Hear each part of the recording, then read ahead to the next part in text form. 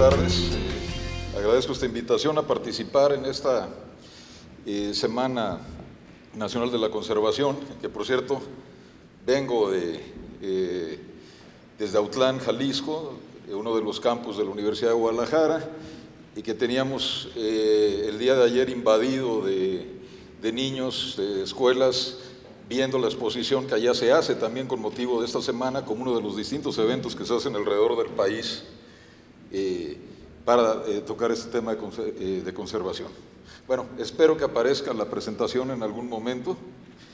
Yo les voy a hablar de un tema que es la relación entre la conservación y la producción forestal. Básicamente me voy a centrar en el tema de la producción de madera. Los bosques producen muchos recursos diferentes, pero la madera pues es uno de los principales productos que salen de los bosques, y también, dado que representa un componente importante, ahí una buena cantidad de la biomasa que está ahí en el ecosistema forestal, pues obviamente es algo de lo que tiene mayor efecto o impacto, si quieren, sobre la estructura, sobre la composición y sobre la dinámica de los ecosistemas forestales. En México, por ejemplo, tenemos una gran diversidad de diferentes tipos de ecosistemas forestales.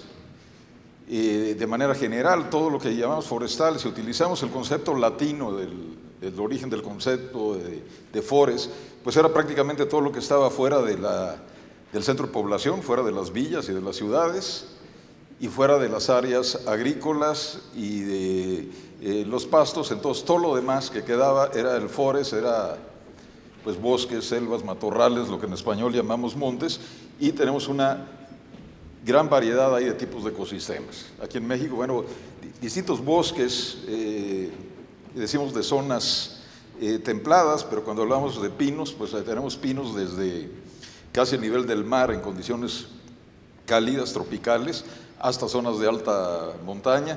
Tenemos selvas lluviosas, selvas altas, hasta selvas estacionalmente secas,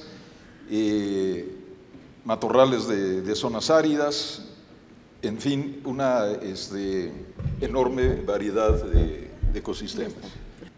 Ok, entonces ya diversidad de ecosistemas forestales, distintos tipos de bosques, selvas lluviosas, selvas estacionalmente secas, matorrales de zonas áridas, incluso bosques en áreas inundables como ese manglar. Y estos diferentes tipos de ecosistemas pues juegan un papel fundamental en la generación de servicios ambientales. A partir de los procesos ecosistémicos fundamentales de flujos de energía, materiales e información, que son resultado de interacciones entre la biota, el aire, el agua, la tierra, es decir, los componentes abióticos movidos por la entrada de energía solar al ecosistema, estos procesos generan una serie de beneficios indispensables, no solo para el bienestar o la economía de los seres humanos, sino básicamente para la vida, para hacer posible la vida en el planeta, ¿no?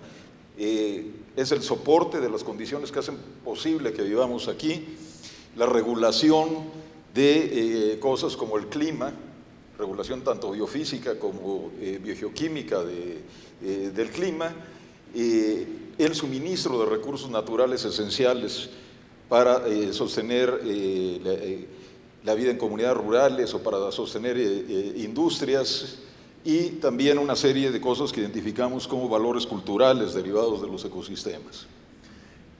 Bien, los bosques nos proveen de una gran cantidad de recursos importantes. Son medios de sustento, materias primas, y también representan alternativas de empleos, ingresos y mejores condiciones de vida para los pobladores de las regiones forestales. Pero surge la pregunta, bueno, ¿podemos conservar los bosques y su capacidad de seguir generando servicios ambientales y al mismo tiempo producir? Valoramos ahora los bosques de una manera muy importante por esos servicios ambientales, aunque no es nada nuevo, siempre ha habido un interés en la conservación de bosques por su función en la protección de cuencas y el suministro de agua. Pero también, bueno, utilizamos la madera que viene de los bosques y la pregunta es, ¿cómo le hacemos para tratar de conciliar estas cosas? En cierto sentido hay prácticamente grupos opuestos históricamente, actividades que se han realizado en dependencias diferentes del sector público, gente que se forma en escuelas diferentes, que asiste a diferentes congresos, que no tienen mucha comunicación entre ellos, y unos piensan, no, los bosques no se deberían de tocar y se tienen que conservar, otros dicen, la mejor manera de conservar los bosques es incorporándolos a la producción, ¿sí? Y existe este viejo debate entre conservación y producción. Unos llaman a otros desarrollistas, los otros les contestan llamándoles preservacionistas, y a veces estamos en un diálogo de sordos. Muchos de los que trabajan en la producción no entienden muy bien de qué se trata la conservación, pero es más entre la gente que trabaja en conservación hay una ignorancia muy fuerte de cómo se puede manejar un bosque para lograr la producción. Y no vamos a avanzar mucho en este viejo debate si no hay comunicación entre ambos grupos, entre ambos sectores, si no establecemos puentes de entendimiento y vemos qué es lo que necesitamos para conservar los ecosistemas forestales, mantener los servicios ambientales y también para producir recursos que demanda la economía, pero que también son la alternativa para muchas comunidades rurales. Los bosques de México no son áreas sin habitantes. La mayor parte de las áreas protegidas terrestres de México tienen poblaciones humanas. Quizás el 90% de la superficie de estas áreas protegidas terrestres son propiedades de comunidades indígenas, de ejidos o de particulares. Y 82% de la superficie de estas áreas protegidas terrestres son áreas de uso múltiple, en las cuales hay bosques. Entonces, en el contexto de las áreas protegidas, pues es importante pensar qué hacemos para manejar esos bosques, porque hay una actividad forestal, hay una presión, hay una necesidad, y al mismo tiempo reconocemos que son sumamente valiosos la conservación de esos bosques por sus funciones. Entonces, lo que quisiera cubrir, y tendré que hacer por razones de tiempo de manera muy rápida, pero sobre todo quiero dejar en ustedes algunas ideas que van a ser para discusión, es lo siguiente. Bueno, primero ponernos de acuerdo un poco en qué consiste eso que llamamos manejo forestal, y señalar que la conservación es, o debería de ser, un componente fundamental del manejo forestal, y plantear la idea de que es posible conciliar la producción forestal, especialmente la producción de madera, con la conservación de biodiversidad y con la conservación de la capacidad de los ecosistemas para seguirnos proveyendo de servicios ambientales. Y por último, hablar un poco acerca de que la efectividad de las áreas protegidas terrestres depende del manejo forestal sustentable en la matriz del paisaje circundante. Rápidamente, pues bueno, el manejo forestal es una actividad humana que tiene que ver con lo que hacemos para mantener los bosques en una cierta condición deseada. No es únicamente el aspecto de producir madera, aunque eso sea una parte muy importante del manejo forestal, la administración del proceso productivo, la aplicación de prácticas de silvicultura, pero tiene que ver también con cosas como protección de cuencas y fuentes de agua, con generar información de inventarios, con el procesamiento de los productos forestales, con intervenciones de manejo, como aquí lo que vemos es una quema prescrita como parte del manejo del fuego en un área protegida, aplicación de prácticas silvícolas, y en mucho tiene que ver con trabajo con la gente que vive en los bosques, con la gente que utiliza los servicios ambientales que se derivan de los bosques, porque en la actividad forestal hay muchos actores involucrados. Podemos decir que el manejo forestal es un proceso social. Es un proceso social porque está dirigido hacia alcanzar objetivos de múltiples actores y se involucran intereses de múltiples actores sociales. Desde quienes son dueños de un terreno forestal y quieren aprovechar la madera, hasta quienes viven en la parte baja de la cuenca y utilizan el agua, o quienes van a un espacio silvestre en medio del bosque con fines de recreación, o quienes hacemos investigación en esas áreas y estamos preocupados por conservar por ahí una especie rara o endémica. Hay muchos actores involucrados, muchos intereses, muchos conflictos, y parte del manejo forestal tiene que ver en mucho con encontrar soluciones a conflictos. Es un proceso social porque es realizado por organizaciones humanas, desde la empresa forestal comunitaria, la organización comunal que tiene un bosque, la ONG que participa en la conservación de un área, o las dependencias gubernamentales del sector forestal o en general del sector medio ambiente o recursos naturales, pues son organizaciones humanas, y es una tarea que se realiza en determinado contexto socioecológico, donde la sociedad está interactuando con la naturaleza, y las intervenciones de manejo no solo son intervenciones técnicas, como aplicar un sistema silvícola, cierto tipo de cortas o la reforestación, sino que implica también intervenciones institucionales, establecer normas, crear acuerdos, formar organizaciones, planificar conjuntamente, resolver conflictos, e incluye intervenciones comunicativas. Un aspecto fundamental de tratar de resolver ese problema o esa disyuntiva entre conservar y producir, pues tiene que ver con comunicación de ideas, comunicación de principios, de conocimientos y de experiencias que nos pueden ayudar a seguir adelante. Bueno, ¿por qué es necesario el manejo forestal? Pues decíamos porque los ecosistemas forestales son importantes por sus funciones ambientales, porque son fuente de recursos, y de alguna manera tenemos que hacer algo para asegurarnos que se siguen conservando, que siguen generando servicios ambientales y que al mismo tiempo podemos aprovechar los recursos que están ahí, y porque, sobre todo, pues los humanos hemos tratado en general muy mal a los ecosistemas forestales a lo largo de la historia, y enfrentamos procesos de deforestación, de pérdida de la cobertura forestal, de degradación, pérdida de componentes y capacidad de generar servicios ambientales, y tendemos a sobreexplotar y agotar los recursos forestales, y ahí pues es donde entran las tareas de manejo. Y decía, bueno, la conservación es o debería ser un componente fundamental del manejo forestal. Decíamos, esa tarea del manejo forestal no es únicamente el aspecto productivo, ¿sí?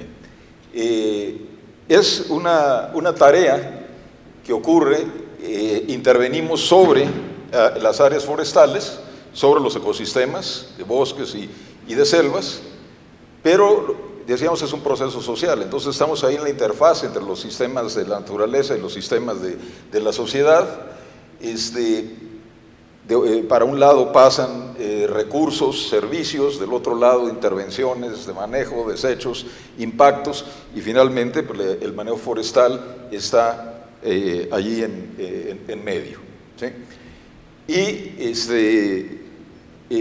influyen las intervenciones de manejo sobre patrones y procesos de los ecosistemas a distintos niveles de organización, desde las poblaciones, recursos que estamos aprovechando, las interacciones de estas poblaciones con otros organismos dentro de los ecosistemas, y todos los procesos y funciones de los ecosistemas forestales.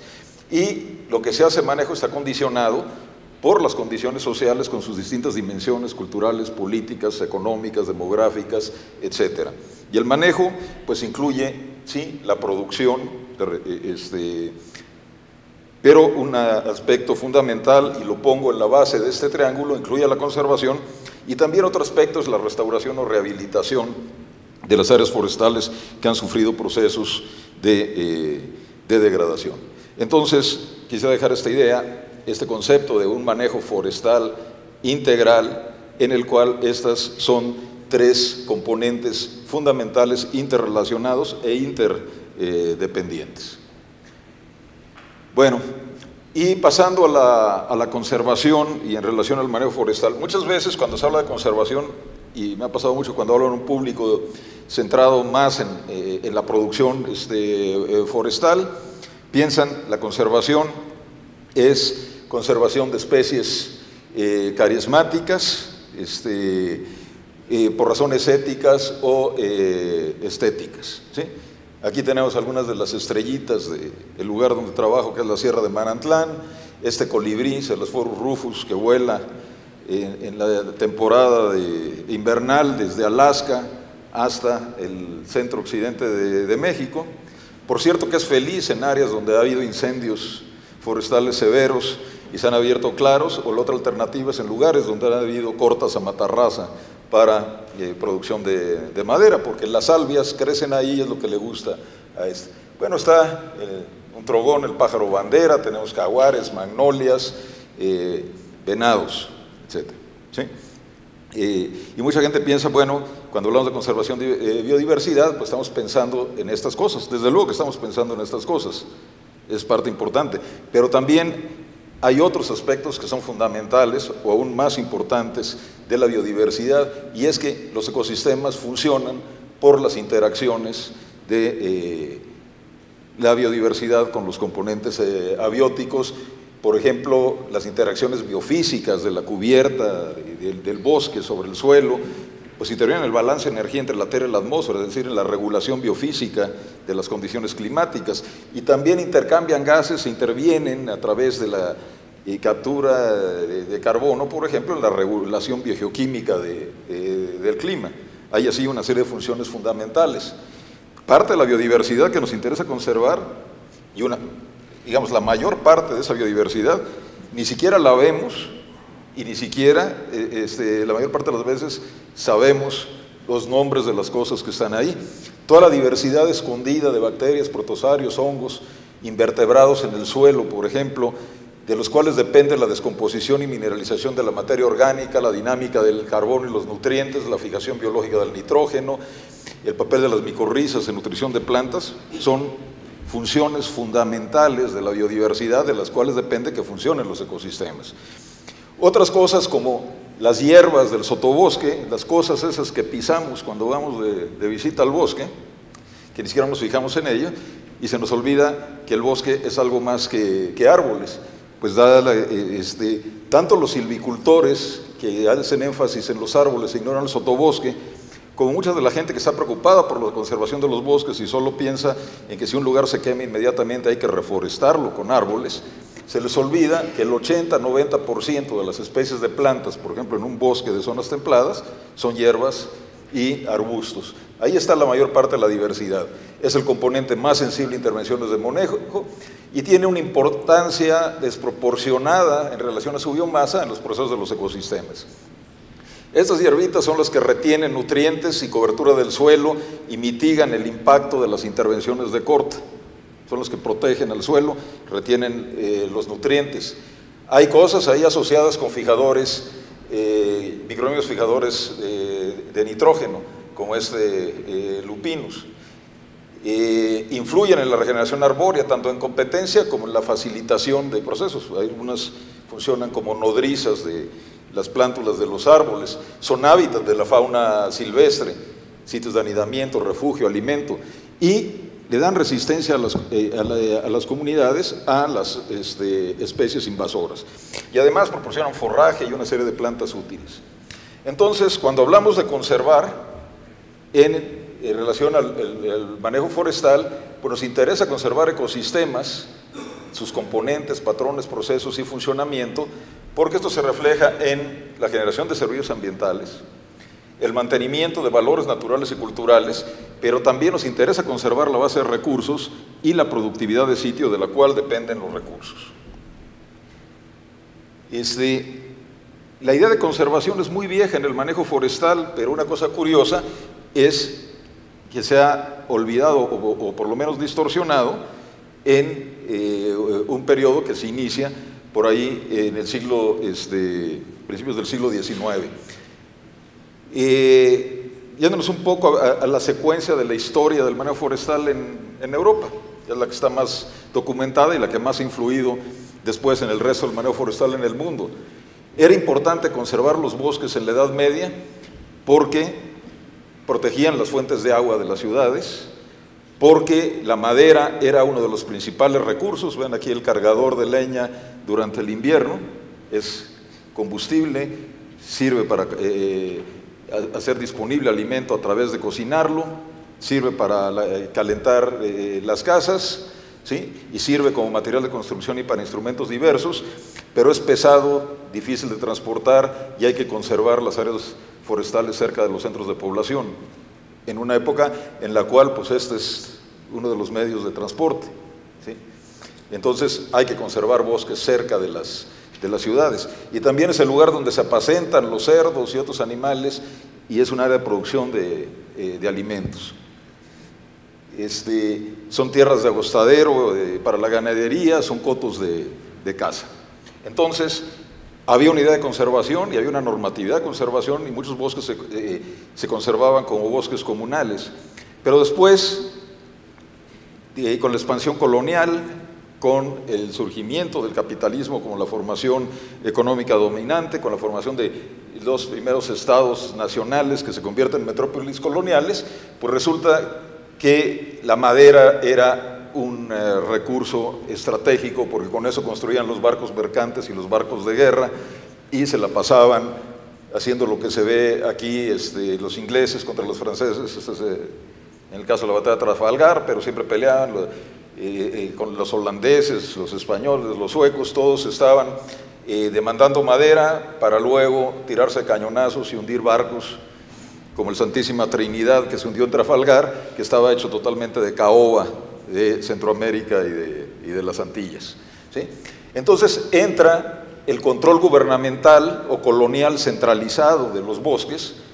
En países como Francia, los bosques los manejaba la marina para abastecerse de madera, era un recurso estratégico. Surge la silvicultura y los forestales profesionales, y se conservan áreas como reservas de recursos, ¿sí? Francia conservó, es el país de Europa Occidental con más bosques, lo conservó porque hubo una política del ministro de Economía de Luis XIV, Colbert, que decía que había que proteger los bosques como recurso estratégico militar y también para proteger cuencas. Pero también a la hora que se centraliza el manejo de los bosques, pues se entra en conflicto con las comunidades campesinas que manejaban bosques comunales al viejo estilo, y también con las comunidades indígenas en las colonias. Y también surge la impronta que conservamos en los servicios forestales y los servicios de áreas protegidas del control centralizado y, si se puede, militarizado. Guardas uniformados en los parques nacionales o guardas forestales uniformados, el control militar y la impronta también del conflicto campesino. También por ahí, a finales del 17-18, hay un problema de demanda fuerte de madera. Aquí vemos una ilustración de un tratado de minería del siglo XVI, donde vemos madera por todos lados y puros tocones de árboles talados, y ya nomás queda ¿sí? Entonces había escasez de madera. Este señor, Hans von Carlowitz, administrador de las minas de Sajonia, pues estaba preocupado por el abasto de madera y escribió un trabajo que se llama Silvicultura Económica, que se publicó en 1713, y decía: si queremos mantener la producción de madera y hacer un buen uso de los recursos del reino, ¿sí? Y conservarlos para la posteridad, tenemos que manejarlo de una manera que pueda perdurar a largo plazo, que sea sostenible. Silvicultura económica es el primer planteamiento en el área forestal del principio de producción sustentable, en este caso de la madera, y es el primer lugar donde se dice que había que hacer un buen uso de los recursos en el presente, pero legar ese patrimonio a la posteridad. Después la señora Brundtland y compañía se retomaron la idea de von Carlowitz, que se quedó perdido por ahí en las referencias bibliográficas, y surgió ese concepto de desarrollo sustentable, pero que no es una novedad. Von Carlowitz, el buen Hans, lo había publicado en 1713. Y uno diría, bueno, ¿por qué no se manejaron los bosques bajo ese criterio? Pues entramos en plena revolución industrial. Según un historiador de de la silvicultura en Alemania, Hess, que dice: con la revolución industrial, la madera, de materia prima esencial, cuidadosamente racionada, pasó a ser mercancía ordinaria, y del principio de producción sostenible se pasó al de máximo beneficio económico. Y además, con tecnología, estos camiones, estos trenes, las primeras motosierras, y con recursos abundantes, ya no encontramos trozas de este tamaño en ningún lado, pues se dedicaron a explotar los bosques y se generaron cosas como las que se ven aquí. ¿Sí? Bueno, en nuestro país hay estos problemas: deforestación, sobreexplotación, degradación. No sé cómo voy. ¿Sí? Tenemos también ejemplos de manejo forestal comunitario que han sido exitosos. Curiosamente, en nuestro país, muchas de las áreas en las cuales hubieron vedas de prohibición del aprovechamiento forestal sufrieron procesos críticos de degradación, y muchas de las áreas que han estado bajo aprovechamiento forestal conservan bosques. ¿Sí? Entonces la cuestión es si es posible conciliar la producción forestal, la producción maderera, con la conservación. Un problema bueno, diríamos, es mejor conservar bosques como estos, manejados, que perderlos porque se convierten a cultivos, a potreros o áreas erosionadas. Pero un problema con la manera en cómo se ha hecho el manejo de las áreas forestales es que, dirigido hacia la producción industrial y de mercado, pues se tiende a crear bosques uniformes, ¿sí? Un paisaje todo regulado. Bueno, este es un libro de silvicultura alemán, es todo muy alemán, aquí está muy ordenadito, pero sí quieren tener el bosque predecible, simplificado y todo, y además, cuando se utilizan criterios de decisión económica, cuál sería el rendimiento futuro en pesos o en dólares del aprovechamiento, tendemos a reducir el periodo de rotación o el turno. Y entonces tenemos bosques uniformes de etapas sucesionales intermedias, y nos echamos todo lo de etapas avanzadas, y entonces, si vemos las especies que cambian la sucesión, pues estas dejan de tener condiciones de hábitat. Hay otros impactos fuertes de la extracción, sobre todo de caminos sobre el suelo, sobre las cuencas, y por lo tanto tenemos que definir mejores prácticas para manejar el bosque y adoptar ciertos principios fundamentales. Uno de ellos es, bueno, la sociedad obtiene beneficios de los ecosistemas, hay una serie de procesos e interacciones. ¿En qué cosas tenemos que poner especialmente atención en el manejo? Pues necesitamos una especie de abecedario que nos guíe. Ahí está ABCD, las cosas que necesitamos hacer. Y lo básico tiene que ver con ¿qué? Pues con conservar agua y suelo, conservar biodiversidad, mantener cobertura, que es hábitat, y reservorios de carbono y regulación biofísica del clima, y mantener los procesos dinámicos de los ecosistemas. Y tenemos que traducir eso en principios, criterios y prácticas de manejo. Muy rápido, y porque se me ha acabado el tiempo, algunos principios básicos de la conservación de biodiversidad. Bueno, hay unos trabajos que les recomiendo a quienes estén interesados, de Lindenmayer, un australiano, y Jerry Franklin, que trabaja en el Pacífico Noroeste de los Estados Unidos, y dicen: ok, nos interesa conservar especies, pero finalmente el manejo forestal lo que genera son modificaciones de condiciones de hábitat, y la alteración o pérdida de hábitat es el principal factor de pérdida de especies. Entonces tenemos que poner especial atención al manejo del hábitat, y aquí los puntos clave es mantener conectividad, mantener heterogeneidad del paisaje, mantener complejidad estructural en los rodales y proteger los sistemas acuáticos. Son principios fundamentales. Necesitamos conservar cosas como esto, un rodal antiguo o sobremaduro en la reserva de Santa Bárbara, en el ejido El Brillante en Durango, un ejido dedicado a la producción maderera, que tiene este tipo de áreas protegidas, o otra área de producción en la Sierra Norte de Oaxaca, donde están Santiago, Comaltepec, Ixtlán, y este es un área de conservación de bosque mesófilo de montaña. a escala de rodales, y esto es en la reserva de la biosfera de Sierra de Manantlán, en uno de los predios que se dedican a la producción forestal.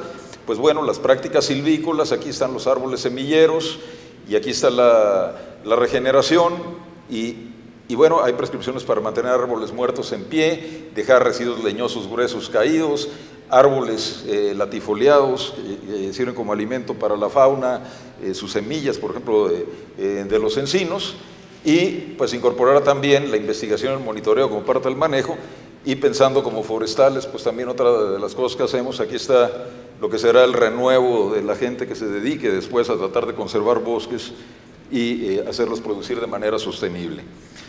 Se están aplicando algunas prácticas, como les decía, conservación de tocones ahí para la fauna silvestre, árboles muertos en pie, estos también en Sierra de Manantlán, o en Sierra Norte de Oaxaca, también los residuos leñosos gruesos que son clave para el hábitat, actividades de conservación de suelos, en fin, para tratar de integrar un modelo de gestión a nivel del paisaje que integra zonas de conservación, por ejemplo en la cabecera de Cuenca o en el margen del río principal, franjas de protección que dan conectividad entre las áreas de corta, y bueno, en las áreas de aprovechamiento, prácticas que ayuden a mantener la heterogeneidad de los rodales. Estos son demasiadas letras, así que me lo brinco para terminar.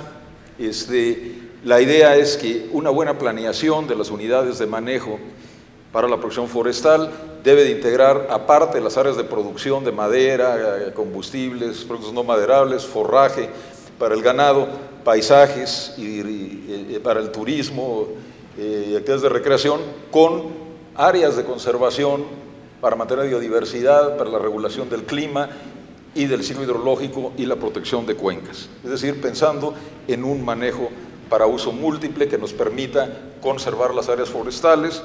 Y con lo que cierro es que las áreas naturales protegidas son un instrumento esencial para la conservación, pero por sus dimensiones, por la superficie que pueden ocupar, pues son áreas generalmente que ocupan menor superficie que la de las áreas de bosques que están fuera de las áreas protegidas. Además, son la matriz circundante, esos bosques de las áreas protegidas, y si solo nos centramos a conservar al interior, pues vamos a quedar como esta caricatura que, por cierto,